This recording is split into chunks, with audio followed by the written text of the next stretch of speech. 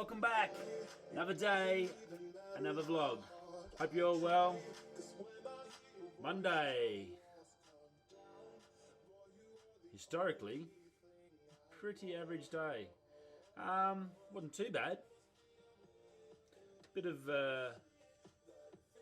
numpty stuff, I guess, floating around, but nothing too huge. No major machines blowing up. It was a little bit warmer today. That clouds had gone away from the Pilbara, and it was a little bit hotter, so the boys would have been a little bit smoked. Yeah, Monday's generally a lot of admin staff come back to site. They generally work Monday to Fridays, and then they come back Monday to Fridays, have the weekend off, and then come back on Monday. So generally your bosses and everyone has meetings and meetings on meetings on meetings on meetings on meetings. So when you want to get something done, you can't get nothing done. But that's okay, because Monday turns into Tuesday, which turns into shift change, which is sleep, which is what all of us look forward to. 12.5-hour days for 14 days straight. I guarantee you the best day of our lives is that shift change night, knowing we can just go and sleep for a good... We don't have to worry about getting up, we can just sleep until we want to wake up. It's a very nice feeling, and yeah. Or like me, if you're a person that just only survives on 4 hours a night, I get heaps of work done, and I can get up early and maybe get a sunrise, which I didn't get last swing. I was going to, but I stayed up till 3 doing a video, if you remember. So this swing, I'm definitely going to do that. I really want to try and see if I get that sunset coming from the other side. I got that really nice one, if you've seen our Instagram, the other day, or yesterday, I think it was.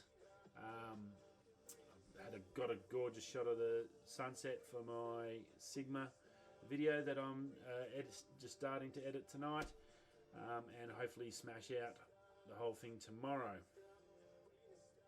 That's the plan. So I wanted a sunset because the backside of the mountain range here, there's really like, it looks like whoop-de-doos from a BMX track, basically. If anyone knows BMX, the whoop-de-doos, that's what the mountain range looks like. And if I get it right, and if I'm lucky, and there's a little bit of cloud, and I get the right orange coming through, I've been lucky in the past on the epoxy iPhone to get some footage, but nowhere near what this lens is capable of. So hopefully I can get that sunset one that I've been trying to get for a while. So very cool. Now I have to own up to something here. I've got to say, I feel a little bit embarrassed.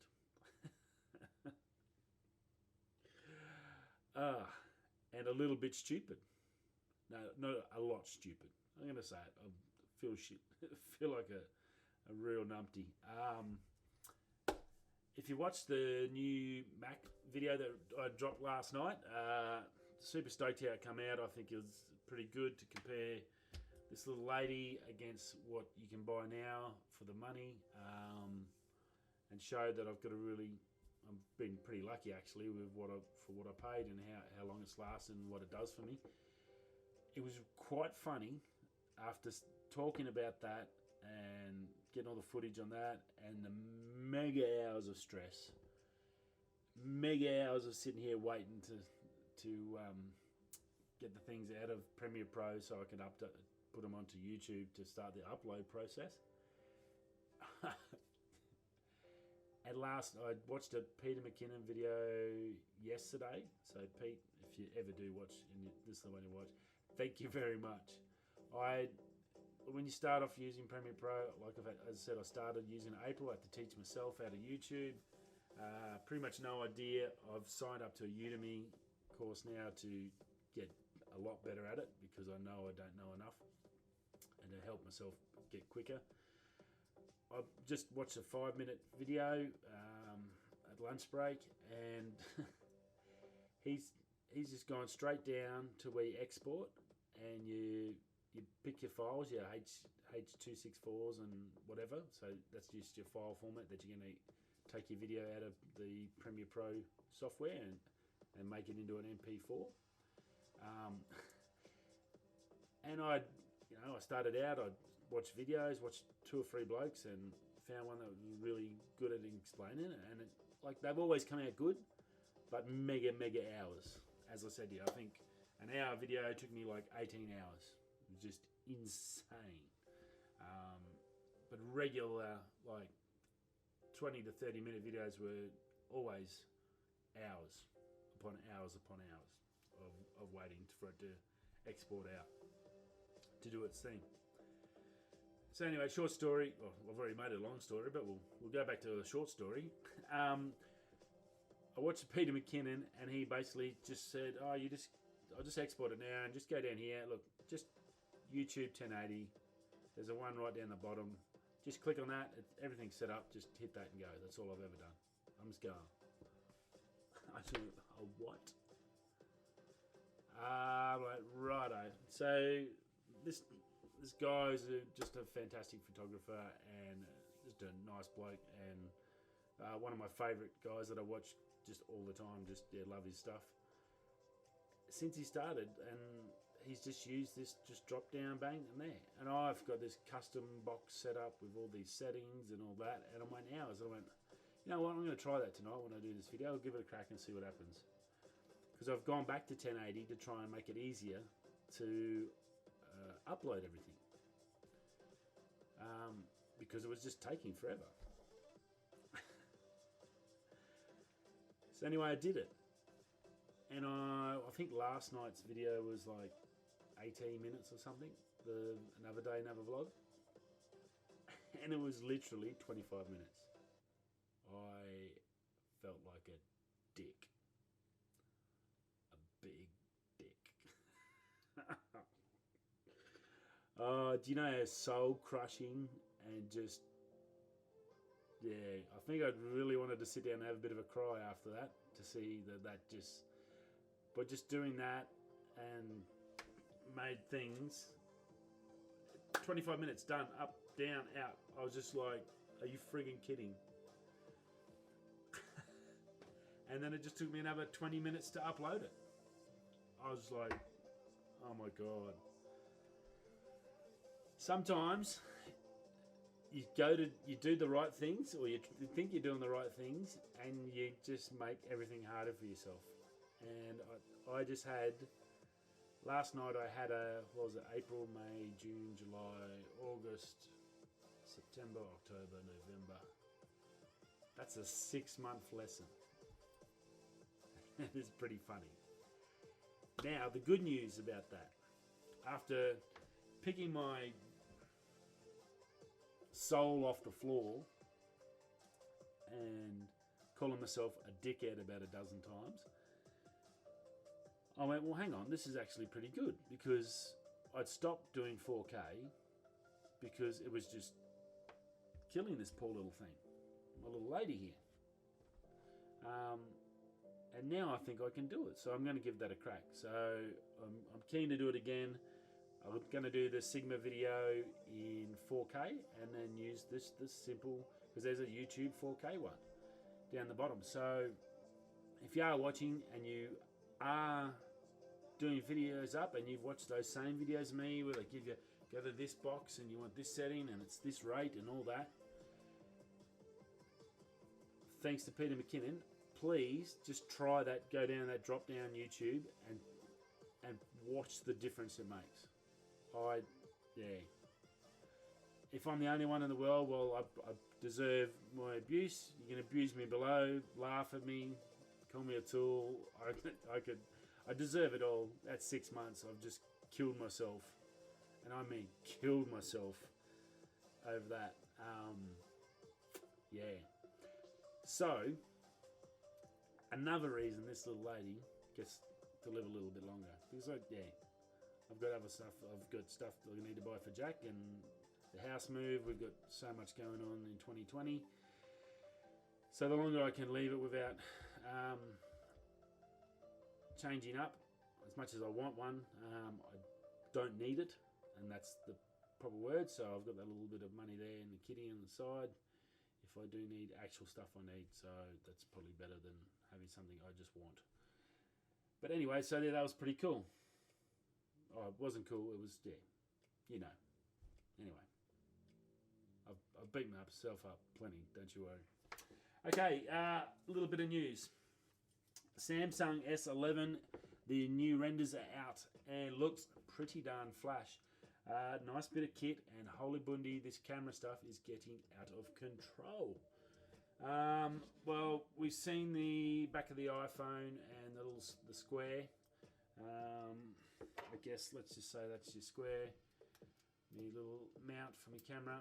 That's probably a little bit big. So that's your Apple. You probably can't see it. If I turn around a photo of Jack, it'll probably be easy on this side. So you just got a square, say that size. That's your cameras on the new iPhones, maybe a little bit smaller. Right, now double the length of that piece as a rectangle, and that's the new top of the line Samsung 11. 5 cameras. It's got the new 108 megapixel camera that was in the Xiaomi Mate 10 thing we talked about. That one with the 12 words, 12 letters for a phone. Anyway, that's the one. There's a couple out there now with that 100. Well, that sensor is obviously owned by Samsung. It's one of theirs. 108. So that's going in the new phone. But it's a monster. So you've got 3 different varieties. The biggest phone is 6.9 inches. It's a friggin' tablet. It's out of control. They've got the big fold. Then they've got this big 711 or S11. They should call it the 711. So 5 cameras, 108.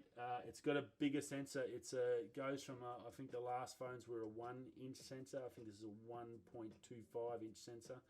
It's at least 10% bigger than the last one. So that's good for a couple of reasons.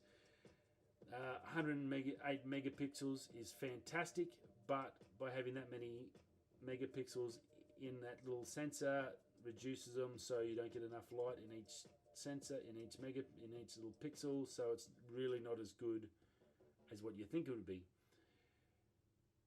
By increasing the size of the sensor, then having that 108 megapixel, you get that, so you can do the zooming, which is basically all that 108 megapixel means. You can zoom in and out to the picture and still have a clear picture, but it's going to let more light in to the sensor. The pixels are going to be bigger, so the image quality will be better. So it will be a lot better than the ones we've seen that they've got the 108 megs, because that's on the old sensor. So it looks good, but the camera piece at the back is literally 5. There's the 3 models. There's one that's got I think 5 down. Then the next one's got a small rectangle. And the next one's got like a double size rectangle on the big one, the 6.9 inch, the S11, the top of the range. Pretty much all locked and loaded. The colours look not too bad. So if you're a Samsung guys, they're going to be out this next year. Well, not far away to this year. So 2020, they'll be coming soon. Pretty much locked and loaded on that. Not much else to really release on it. It looks like that's going to be a final thing, maybe some little tweaks and touches here and there. And the last thing I want to talk about, which is a big thing, and I'm probably gone again, just rattled on, but you get that, is Coppa, or the Coppa. January 1st, don't forget, if you have a YouTube channel, Coppa's happening. It's getting bigger every day.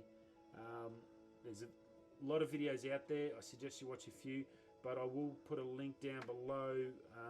There's actually a excuse me, I've got a link for, there's a petition going around. Obviously this is going to affect a crap ton of people. Now, they previously didn't think it was going to affect the gaming sector of YouTube, so all the gamers, all the streamers. Bad news is definitely in the mix. Coming from the FCC, or I think it's the FCC, which is the guys that run they're going to be doing the fining and crushing. Basically, this is highlighted. One of the guys got the stuff out, so I'll put this in the thumbnail. with this all petition that I suggest everyone signs. That's part of YouTube. If you see it, share around on your channel. Get everyone to sign it. We need everyone. It'd be good to get someone like PewDiePie on there to sign it and get his members to sign. Subject matter and presentation. So subject matter, this is the official terminology and the thing. It's very broad and grey area. Subject matter that is appealing to children, and I'll just get serious here for a sec. Subject matter that is appealing to children, e.g. kids jokes, music, kids games, video computer games, children's TV shows or stars, cartoon characters, sports, stories, toys, children's books, fantasy, children's arts and crafts, pets, products primarily purchased or consumed by kids like snack food or cereal. Now, that's a pretty big part of YouTube right there. That's a huge part. Language of the website for presentation, language. So they even go to the language. That's short, colourful descriptions, slang and pop culture phrases. Example, kids side may be identified as language such as kids only, fun, free stuff, whatever, cool, duh, games, ask your parents, etc., etc. Whether the website uses visual content appealing to children, animated characters, so that's cartoons, animated characters. So if you've got doodles or whatever, you use that animation to explain stuff in your videos. This is where the grey area comes in. Bold or fast-moving graphics or bright or vibrant colours. Now, I don't know about you, but that pretty much describes 90% of YouTube. To me, that's the idea. That's how we try to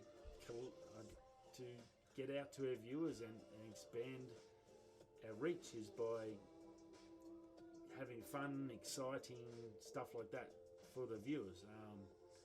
So it's a little bit scary in that, and remember, this is up to 40,000 plus American dollars you can be fined per video if you get this wrong. The thing I guess I'm concerned about is if you're monetized, yes, but if you're not monetized, does that mean you're okay? So now the only other thing I will say, apparently YouTube did a sweep and marked a heap of videos just as like a general, here's an idea. It's not a comprehensive sweep. You're still not covered. You need to check your stuff. If you haven't checked it, you've got this month to get it sorted, because basically there's no excuse. And they got one of the chairmen or whatever from the FCC that was this guy had some footage up of him. He's basically saying, well, yeah, we've got the tech, we're coming, we know what we're looking for. There's 23 million channels and we can search every one of them. We know no dramas at all. Wow. So Coppa, it's coming. Please be aware of it. How the hell are you going to work out what is and what not? I think I said to you once before, I went back and checked the only video I think I'm concerned about, and that was one where Jack helps me unbox one of my still videos, and there was nothing written on there. It hadn't been changed and all that, and I just don't know. I'm thinking I probably don't do it, but basically if you mark it as kids content, you might as well not have the video up. That's how decapitating this will be if you have to put it as a kids. And if you don't, well then you cop 40,000 per video, which is just insane. So either you don't worry about doing a video, anything to do with kids. Basically what they're saying is we don't want anything to do with kids on YouTube. Right, so that means they go back to normal television, which doesn't have to follow these rules because all that stuff's in normal television. Sounds like the Rupert Murdochs, as such, got sick of losing out to YouTube and want their advertiser money back and are bribing the FCC. That's what it sounds like. I wouldn't be surprised, but yeah, it's a little bit scary. But yes, I thought I'd better throw that in. It said that I'll put a link down below to the petition. Please sign that when you get a sec, if you can. That'd be not for me, but for the YouTube, for the idea of YouTube, for us being able to say what we want to say and express our opinions and be who we are without fear, or prejudice by some right-wing Nazi government party. Anyway, that's it. Off me high horse and back down to Cactus Land.